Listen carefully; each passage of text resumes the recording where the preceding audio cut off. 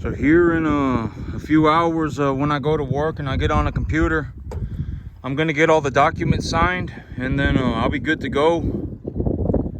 On this weekend, I'm gonna take y'all to my new field. We'll be going to my new field on this weekend. And I took a look at the Weather Channel this morning, and it seems like the hot season is officially upon us.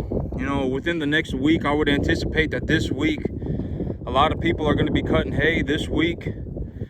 And I'm sticking to the plan, right? I mean, the plan is the plan for a reason. Stick to the plan.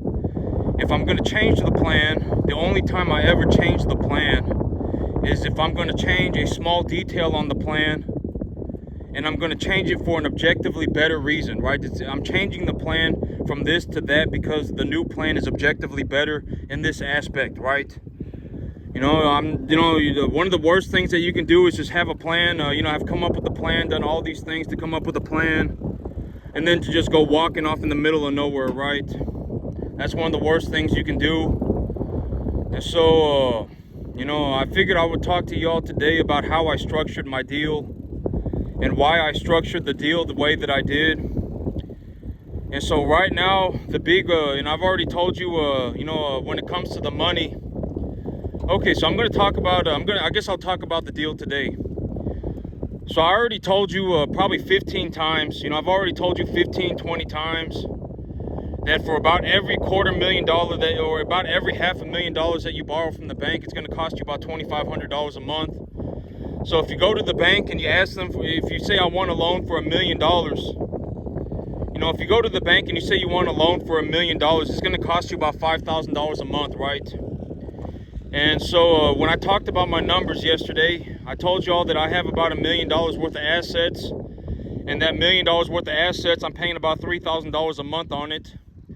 And then the rest of my equity, the rest of the equity value of my asset portfolio is in the business itself. Because a business, the equity value of a business is essentially valued at a multiple of the earnings of the business, right? I've already said this 50 times.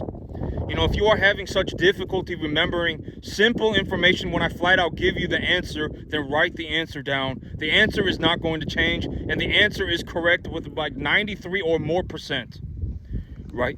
I mean, if the answer changes, I will make a video and I will tell you the answer has changed. When you start a business, if your business makes money, the equity value of the business is essentially a multiple of the earnings, right? When you go and you take a look at a piece of land, the equity value of the piece of land, the banker will tell you. If you go and ask the banker and you ask them to appraise your property, they will tell you the equity value of your property. A real estate agent can run comps on your property, et cetera, and they can tell you what they estimate your property to be. But at the end of the day, it's either you or the bank that has the final say-so on what the property is worth. And so, this weekend, okay, so why did I structure the deal that I did? Why did I structure it the way that I did, right? And, and why, and how do I have $1 million worth of assets for $3,000 a month?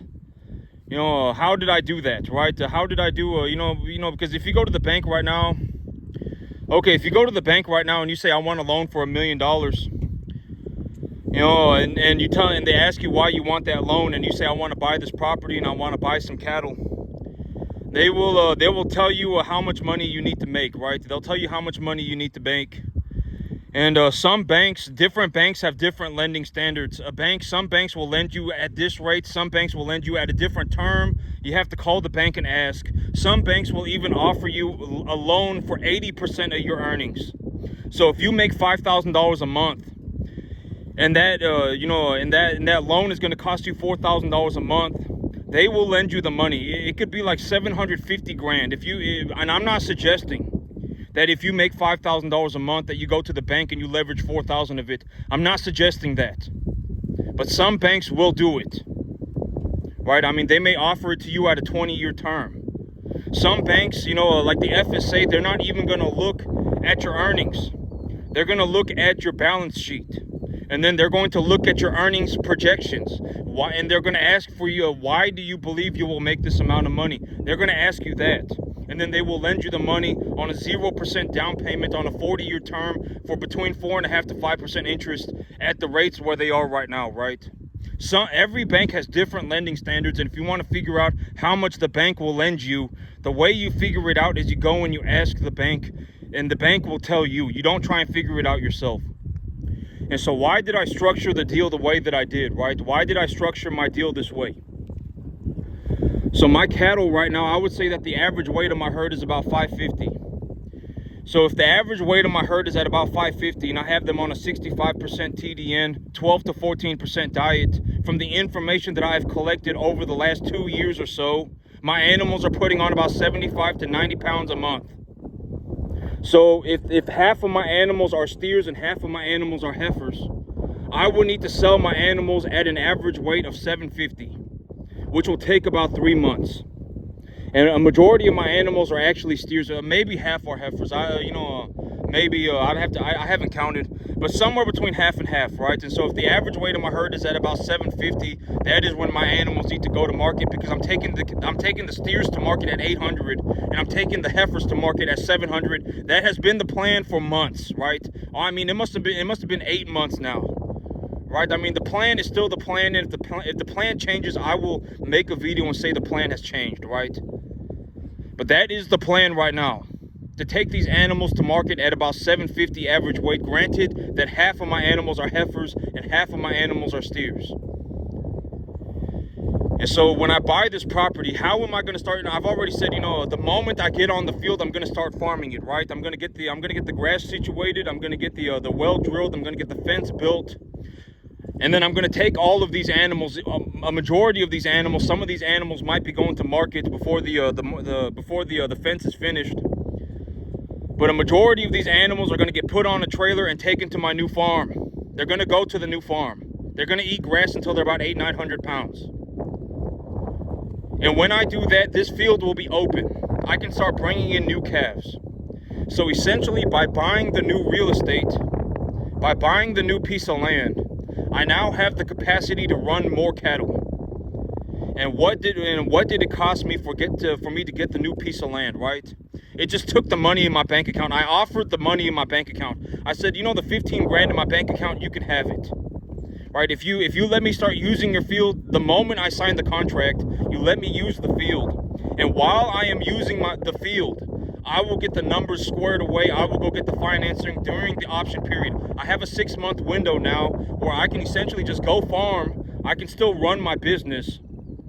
And then I can find the financing between now and the next 6 months. Right? I can figure out how am I going to finance the property between now and the next 6 months. I can figure that out. I have time, right? And so, the moment I sign the contract, the option period starts.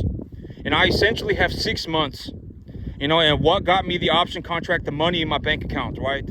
I've already told you what an option contract is, right?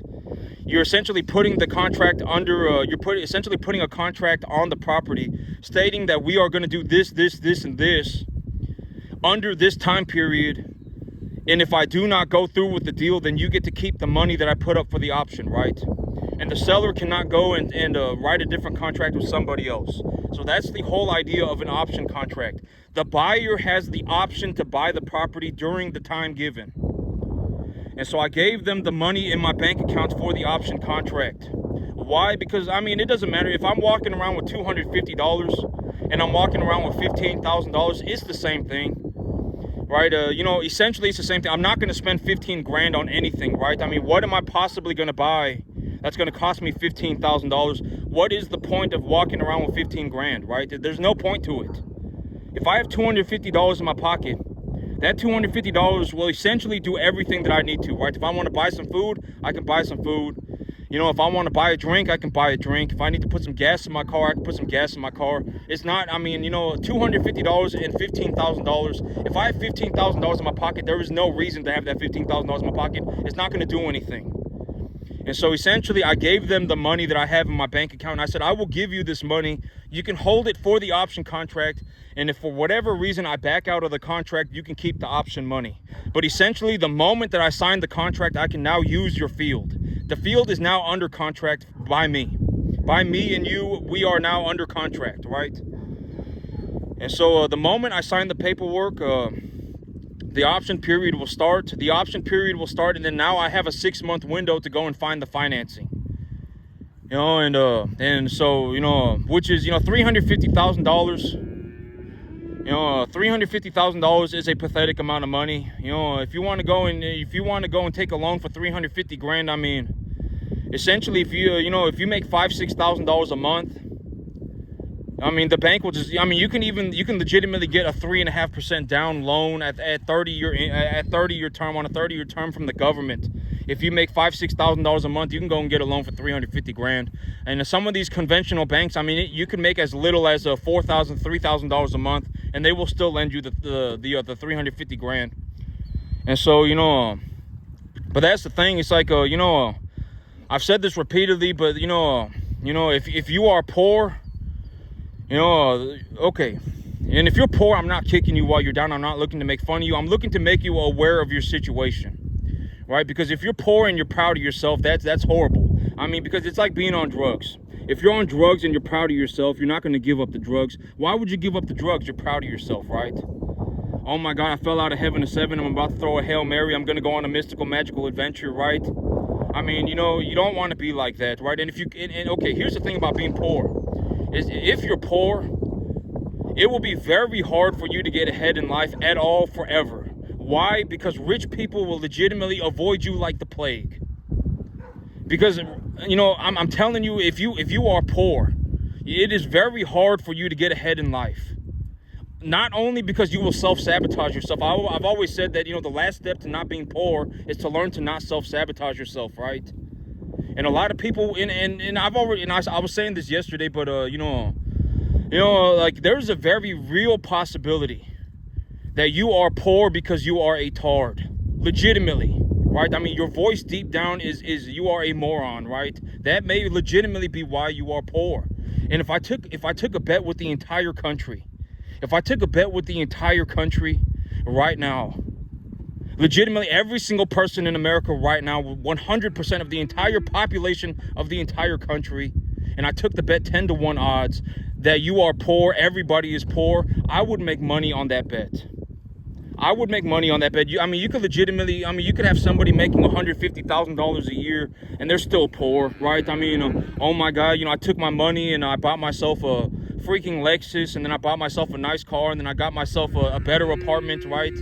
And it's like, if you took that money and you started yourself a retirement account, or and then you went and invested in like a whole life insurance policy, or you took that money and then you bought yourself a starter home, and you got a $250,000 starter home, and you paid whatever $1,500 a month for it, and then you hold on to the equity on that $250,000 home, and then you can use the equity on the property, as a down payment for your future home. I mean, if you had an investment strategy, it does not matter. I mean, you don't need to make a set amount of money to be rich. 90% of everything on the entire planet, 98% of everything on the entire planet can be purchased by somebody making $60,000 a year. A lot of people are not aware of that.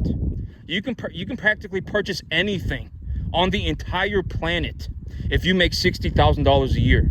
If you want to buy yourself a small home, you can buy yourself a small home. Even if you want to buy yourself a middle-class home, if you start off by buying the small home and then you sell your small home when you have enough equity in it to use it as a down payment for your bigger home, you can even do that on $60,000 a year.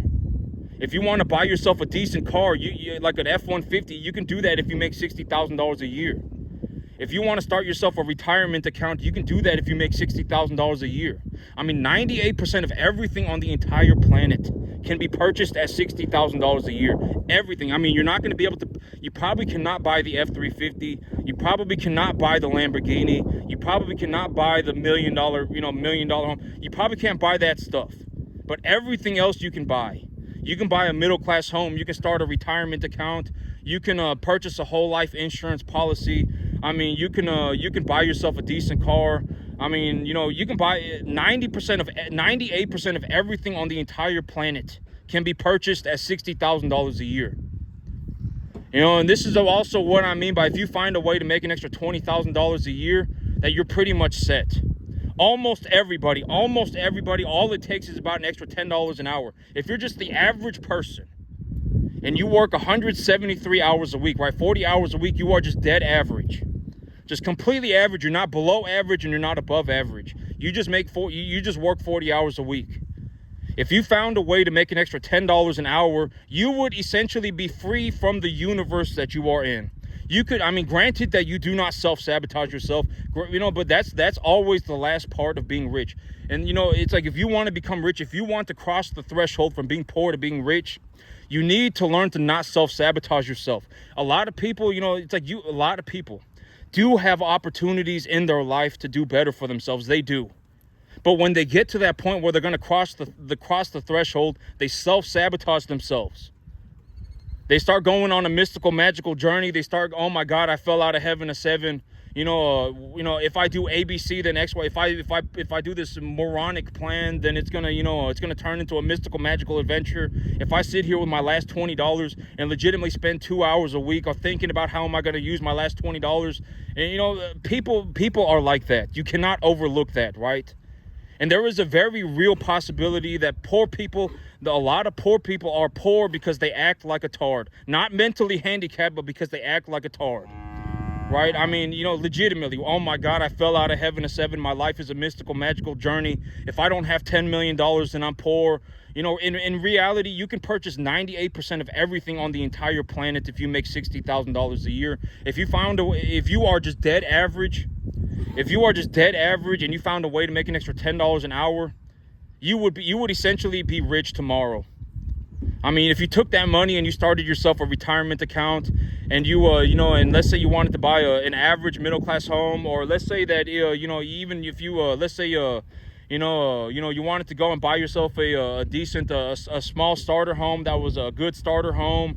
I mean, and you wanted to start a retirement account and you wanted to purchase a whole life insurance policy, you could do that at $60,000 a year. You don't need $150,000 a year, right? I mean, you don't need some absurd amount of money to be rich. And this is also what I mean by when I say that, you know, if you are poor, it's more like crossing a threshold than trying to achieve a certain amount of money.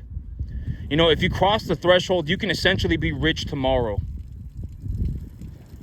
And so when I take a look at what am I doing right now, you know, what am I doing right now and why am I doing it? And, you know, I've always said rich rubs off. And, you know, if you find, you know, your chances of doing better for yourself, if you are poor, if you act like a poor person, is very, it's almost impossible.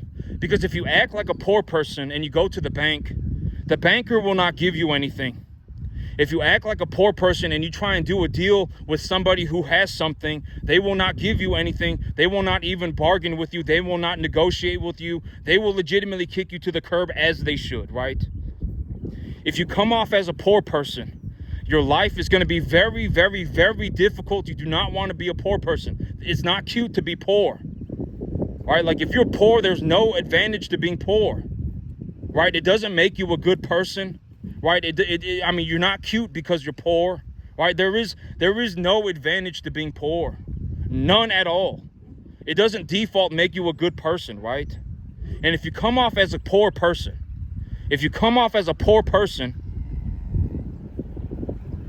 it will be very hard for you to get ahead in life. It will be very hard. Very hard. I mean, borderline impossible. Legitimately, you will not be able to stop being poor until you overcome that poorness. Legitimately, I'm not trying to kick you while you're down. And, you know, legitimately, if I made a bet with the entire country right now, with every single person in the entire country, 10-to-1 odds that you are poor, and I will bet you money 10-to-1 odds, I would make money on that bet. I would make money on that bet. It does not matter how much money you make. The last step to not being poor is to learn to not self-sabotage yourself. What I call kick yourself in the dick type behavior. Right? I mean, a lot of people, they will have the opportunity to do a little bit better. They will have the opportunity to do better for themselves, right? They'll have an opportunity to do better for themselves. They'll find a way to make some extra money. They'll make some extra money, and then boom, they will implode. Immediately, almost like instantaneously, they will implode. Right, they found a way to make a little bit extra money, whatever it may be, right? I mean, and then they just immediately self-destruct, right? I mean, just implode immediately, right? And that's what I mean by you need to learn to not, Self-sabotage yourself. You need the last step to becoming rich is, if you want to cross the threshold from being poor to being rich, is that you need to learn to not self-sabotage yourself. You could, almost anybody, like 90% of the entire country, if they felt like it, could wake up tomorrow and go and find a job that makes them an extra $10 an hour. Almost everybody can. Almost everybody. Like 90% of the entire country, right? Can go wake up tomorrow and go and find a job that makes you $10 an hour, and they can take that $10 an hour and they can start a retirement account. They can start go and purchase a whole life insurance policy. They can go and buy themselves a middle class home. Almost anybody can do it, right? But realistically, we have to consider the reality of the situation. Is that a lot of people, they will get to the point where they are going to cross the threshold. They are legitimately about to jump out the jar. They are about to jump out the jar, but then they implode. They implode. I mean, legitimately, like self-destruct, right? I mean, self-sabotage, ruin everything that they have going for them, and then now they're right back to square one, and now they have to go through everything. They have to, they have to re-go through everything, right? They have to find a way to put money, make extra money, and then, and that's what people call the rat race. I think that a lot of people, when they look at money and they say money is a rat race, and then you can never have enough, and then money's a rat race, right? A lot of people look at it like that, but not me. I don't look at money like a rat race, because why? Because no matter what, I'm just gonna farm. It doesn't matter to me. I mean, I can make $250,000 a year. I can make $2,000. I could have $2,000 in my bank account. I could have $5,000 in my bank account. I can make $250,000 a year. It does not matter to me. I'm gonna be farming no matter what. I'm not gonna go on some self-implosion magical journey, right? Money to me is not a rat race. Money is just a number in the bank account. And you have to get yourself out of the rat race. And how do you get yourself out of the rat race for money? You learn to not you learn to not self-sabotage. That's how you do it. Because if you self-sabotage, it does not matter how much money you have. It doesn't. Oh my God, I got some extra money, so you know what I'm gonna do? I'm gonna go and buy myself a better car. Right? What am I gonna do? I made some extra money, and so what am I gonna do with it? I'm gonna go and get myself a better apartment. Right? When in reality, it's like, oh my God, I got some extra money. What am I gonna do with it? Invest into an equitable asset. Right? I've already said, that, when it comes to money, the best thing to do, the thing that I do the most with money, if I'm given money, where does my mind go? I am going to purchase a tax-deductible asset that is appreciable profitably. That always, I do not go, oh my God, I got some extra money. It's time to go, let's go to the restaurant right now, right? Oh my God, I got some extra money. Oh my God, let's go and look at better apartments, right? Oh my God, I got some extra money. I'm gonna go and get myself a better car, right? I don't do that. When I'm given money, what do I do with the money? I look for tax-deductible assets that are appreciable profitably. That's the number one category forever. Right? And if I make a lot of money, and then number two, pretty close to number one, is real estate. And maybe this is a good time to say it, and it's like because I've just purchased a 50-acre field, right? I just purchased a 50-acre field. I'll take y'all to it this weekend. And why did I purchase the 50-acre field? I've already said this too, right? Because the feed that I'm giving these animals, the more that they grow, the larger these animals get, the more that they will eat. And the food that I am feeding them is costing me money. Even when feed is cheap, I will pay almost 3 to 5 times more money for the feed than I would if I just grew the grass myself, right? That is why, and I'm taking the money that I am putting into the animal feed, and I am re-diverting the money into the property. I'm going to take the money that I am using to feed these animals. I'm going to take that money and I'm going to re-divert it. I'm going to essentially use that money to grow grass. And if I grow grass for these animals, with irrigation, if I have irrigation, I can essentially grow grass year round. Granted that it is not blistering hot, and granted that it is not, severely cold. I can essentially grow grass borderline year round, right? And if I grow grass for these animals and urea is at about $500 to $550 a ton, if urea costs that much, it costs me about $15 per animal per month. And that's between the 500 and 800 pound range. So, you know, and right now, even if I put these animals on feed, even if it's cheap feed, the cheap feed will still cost me 3 to 5 times more money than growing the grass myself. If I grow the grass myself and I just have the animals graze it, I don't have any equipment, I don't have to feed them every single day, I just put them out on the grass and let them eat it, it will legitimately cost about 1/5 as much. I will legitimately save 80%. That is how cheap it is to grow grass. It is it is legitimately like 20%. Even if I go and I buy feed, even if the feed is cheap, it will cost me like 5 times more money to buy the feed. And so that is the plan right now, right? I'm going to precondition the animals here. And here's a way to think about it. Here within the next month, all of these animals, almost all of these animals, some of them might go to market, but all of these animals are going to go to my new field. They're going to go to the new field. And when they go to the new field, this field will be empty. So I can bring in more cattle. And so essentially by having more real estate, by having more land, I'm able to go back to number one. Right, I've always said, the 3 things that I invest in order. The 3 things that I invest in are tax-deductible assets that are appreciable profitably. Number 2 is something like real estate, because real estate, I do not have the know-how. I do not have the know-how to increase the value of the property. I don't know how to do that. How do I increase the value of the property profitably? I don't know. A real estate guy might know. Increasing the value of the property profitably. In terms of real estate, I don't know how to do that. But I do know that I do believe that over a long period of time, the value of the land will go up.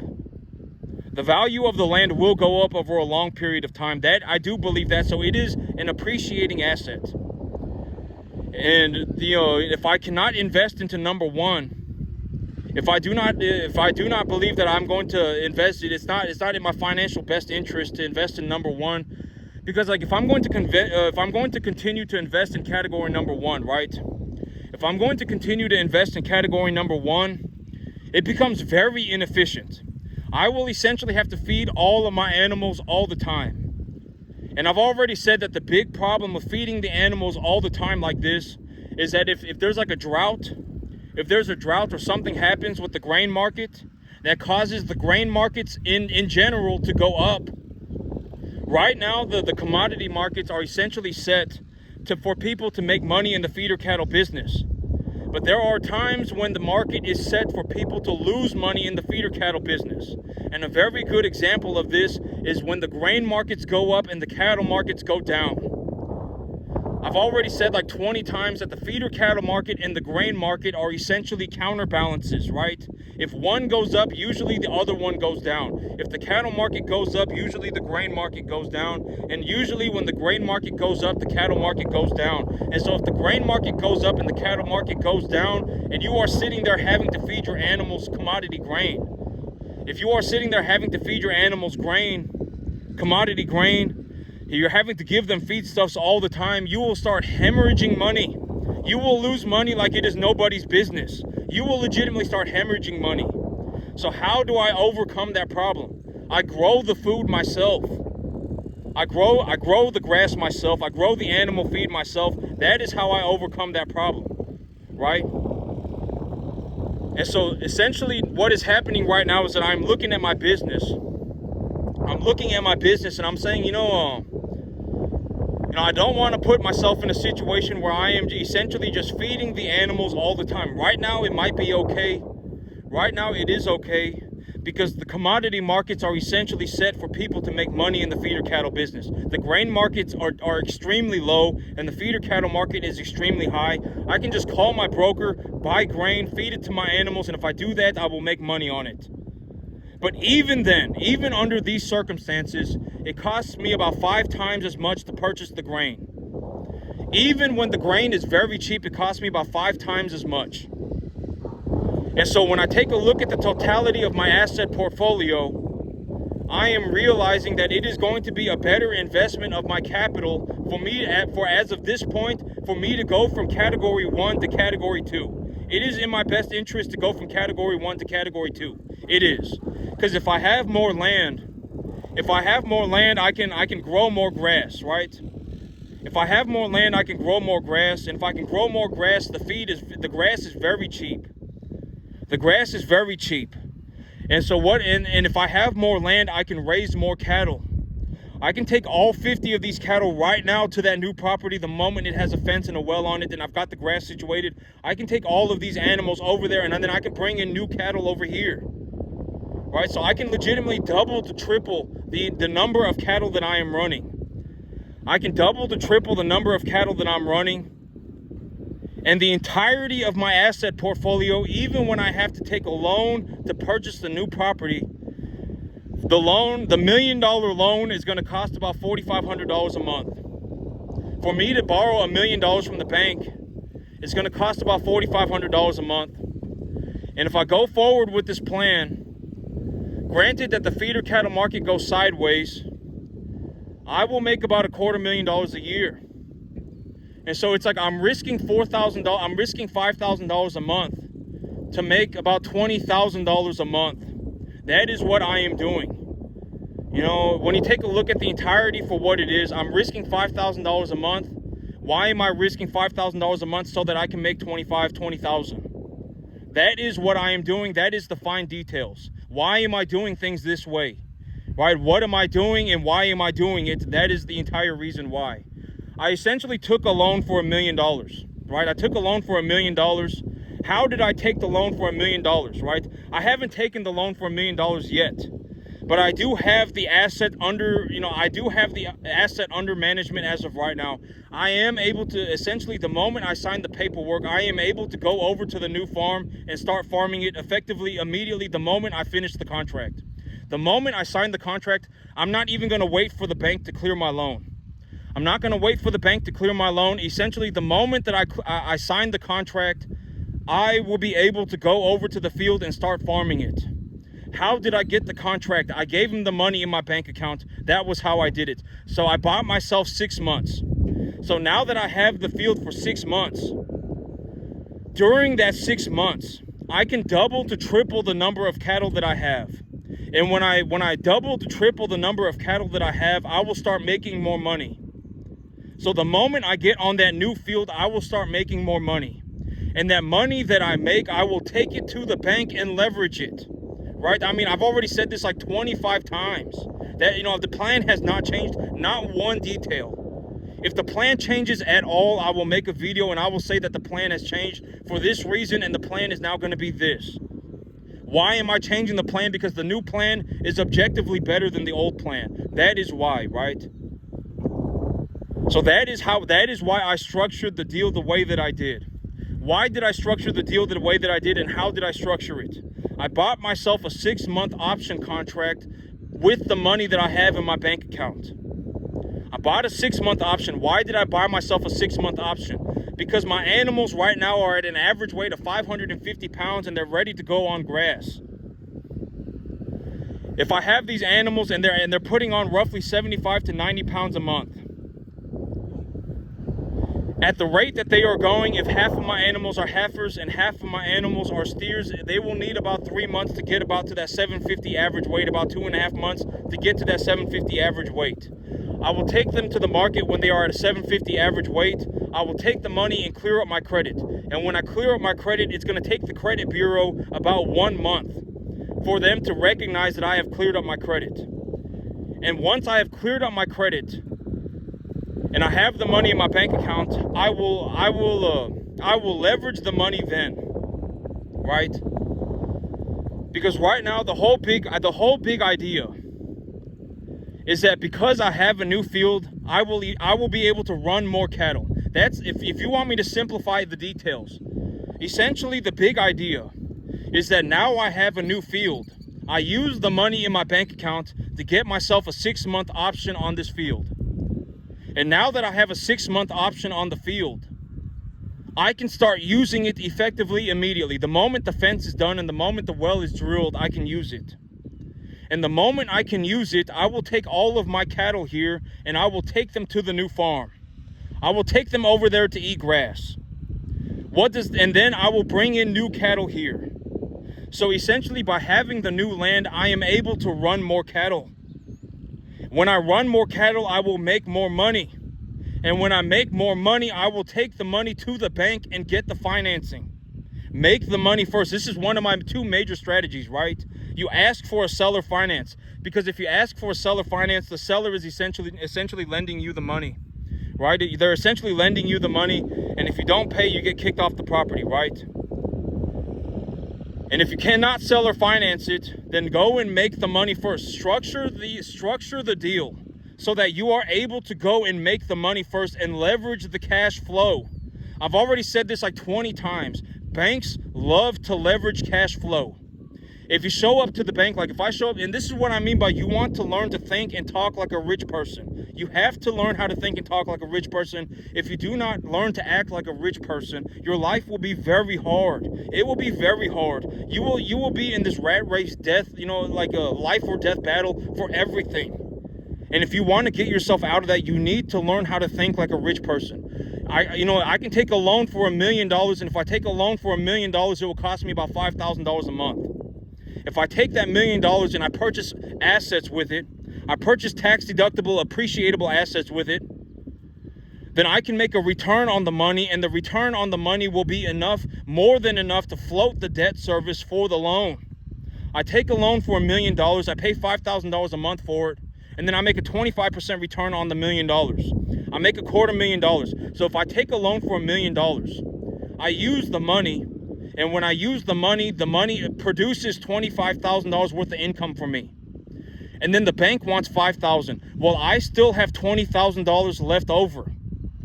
That is how rich people think. You have to learn to start thinking like a rich person. If you are a poor person and you come off as a poor person, your life will be very hard. Forever, you will die that way. I'm telling you, you need to jump out of the jar. If you don't jump out of the jar, you will die in that jar. With everybody else that is in the jar with you, you need to jump out of the jar. Money is not a rat race. Either you have a lot or you have nothing. That's it. It's not a rat race.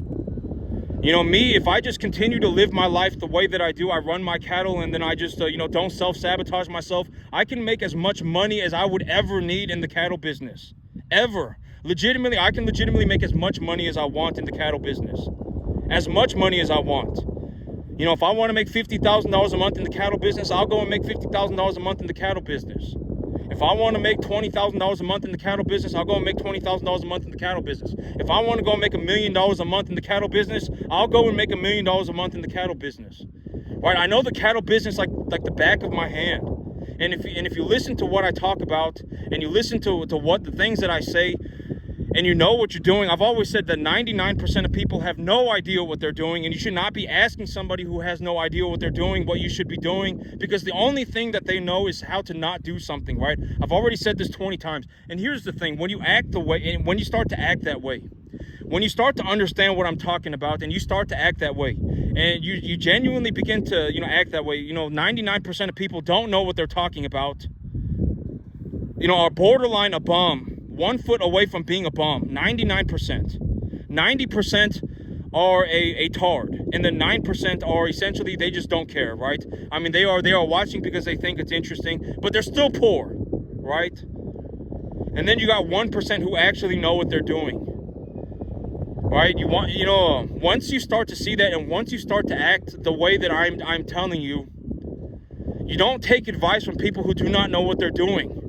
Because poor people are poor for a reason, right? I don't know what's going on inside of them, right? Their inner voice, they might legitimately be poor because they are acting like a tard, right? I fell out of heaven at 7. My life is a mystical, magical journey. I'm going to throw a Hail Mary, and if it gets caught in some mystical, magical fashion, I can go skipping off into the sunset singing Kumbaya, right? People act like that. A lot of people act like that. And once you start to see what I'm talking about, and once you start acting that way, the people who care about you will understand why you are doing it. The people who genuinely care about you, because most people in your life, most people in anybody's life do not care about you. They don't. You could die tomorrow and they're not, I mean, they may go to your funeral, but after that it's over, right? Most, you know, once you start to see what I'm talking about, and you start acting the way that I am describing, the people who care about you will understand, and they will be understanding of why you are doing what you are doing, and they will hope that you do well. And the people who do not care about you will get upset at you, and then you will start to see, you know, it's like you should start cutting like 99.99999% of people out of your life. You will start to understand what I'm talking about. Because the people who actually care about you, when you start to act that way, you know, you're going, oh, you know, I'm going to succeed. I'm going to succeed, and I'm going to do this plan. I'm going to do this plan, and I'm going to succeed doing it. I'm going to go and be a success, right? I'm going to go and do it. I'm going to turn myself into a somebody. I'm going to go and make myself some money. People who care about you, they will be happy for you, and they will understand why you are acting that way, and they will hope that you succeed. But the people who do not care about you will hope that you fail, and then, you know, all sorts of problems, right? They'll start asking you for things. Oh my God, please come and help me. They'll latch onto you. Oh my God, you know, you've changed and now you're a different person. They'll latch onto you. They'll ask you for nonsensical things. Oh my God, please come and save me. I fell out of heaven to seven. My life is a mystical, magical journey. You know, if I do some worthless plan, then maybe you'll come and say, and this, you know, but you know, kick all of those people out of your life immediately. I mean, but when you start to see what I'm talking about, you will understand. And at the end of the day, right, I mean, when you take a look at my farm, when you take a look at this farm, you know, understand, when you take a look at this farm, the equity value of this farm, the equity value of the assets on my farm right now is about $2 million. I put together almost $1 million worth of assets over the last 2 years of my life. I put almost $1 million a year. You know, once I have signed this property, taken these animals over to the new property and brought in new cattle, the equity value of the assets that I have just in farming will be valued at nearly, probably just over $2 million. I always say bake money into the cake. Bake money into the cake and find a rich person. Poor people are poor for a reason, right? I mean, there is a reason they are poor. Their inner voice might be some nonsensical thing. They're about to throw a Hail Mary. They're about to go on a mystical, magical adventure. I mean, self-sabotage. I mean, you know, resentment, all sorts of things, right? I mean, they just might be a tard, right? And once you start to understand what I'm talking about, the people, and you start acting this way, the people who care about you, you will begin to see them. Why? Because the people who care about you will hope that you succeed, and they will understand why you are doing this. They'll go, you know, I've taken a look at the world too, and I understand why you're doing this, and I hope that you succeed. And the people who don't care about you will come up with all sorts, oh my God, please come and save me. Please come and help me. Oh my God, my life is a mystical, magical adventure. You know, maybe we can hold hands and go singing Kumbaya off into the sunset, right? Skipping off into the sunset. People will do that. And then you will realize who actually cares about you and who actually doesn't. You know, and I know that it's very hard. For most people, that is very hard. Coming to that realization, it's like, but once you see it, you cannot unsee it. You know, and, you know, rich rubs off. And when you take a look at what I'm doing and everything that I'm doing right now, you know, the moment I've signed this contract for the new property, the moment I've signed this new contract, and the moment I've taken these animals over to that new field, and the moment I've brought new animals to my field, my asset portfolio will be valued at over $2 million. Even right now, as of right this moment, with the equity value of my business, I have an asset portfolio just in farming of over $1 million. You have to bake money into the cake.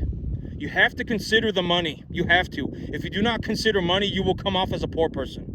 If you sit there and, like, if I talk to you and when I ask you about money and you say, oh, you know, I'm paying my bills, right? I'm paying my bills, and, you know, I'm buying myself a drink every weekend. I'm buying myself drinks every weekend. If that is how you speak about money, it will be very hard for you to get ahead in life. When somebody talks to you about money If you want to come off as a rich person, the way you do it is you start talking about equitable assets. You start talking about equitable assets, number one, that are appreciable. You don't want to start talking to them about Bitcoin. You don't go and talk to people about Bitcoin or your random stocks that you've picked out of the stock market. Talk to them about your asset portfolio and why you believe that it is an appreciable asset. I have a Roth IRA and I put the S&P 500 in it. Right? I put the S&P 500 in it. I can put $600 a month in it for my yearly limit. I can do that, and so I do that. If I put money into a whole life insurance policy, after the 10th year, I can take a loan for 80% of the money that I put into the policy, and my policy will go up in value, exponentially after that point, right? Talk about something like that. When you talk to people, you have to come off as a rich person. If you start talking and acting like a poor person, it will be very hard for you to get ahead in life. You have to learn to act and speak like a rich person. You have to. You have to, or your life will always be hard. Always. It will always be hard. Always. Because the rich people, they will avoid you like the plague. Right? Because poor people more or less act the same way. If you find a rich person and you have a poor person, the poor person will almost always act the same way as any other poor person towards that rich person. It'll be resentment. They'll latch onto you.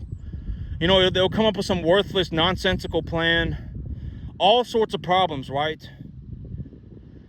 And it's like me, if you genuinely want my help, like if you're looking to run a cattle business and you want to do a cattle business, if you do 99% of the work by yourself, and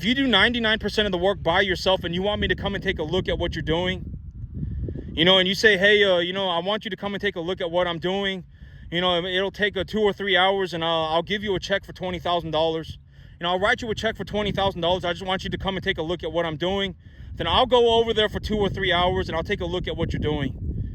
Right? And you can give me a $20,000 check for 2 or 3 hours, and I'll go and take a look at what you're doing. I'll take a look at what kind of animals you're running. I'll take a look at what kind of feed you're giving your animals. I'll take a look at your medication program. I'll take a look at your numbers. I'll take a look at your business. I'll take a look at your investment portfolio. I'll do that stuff.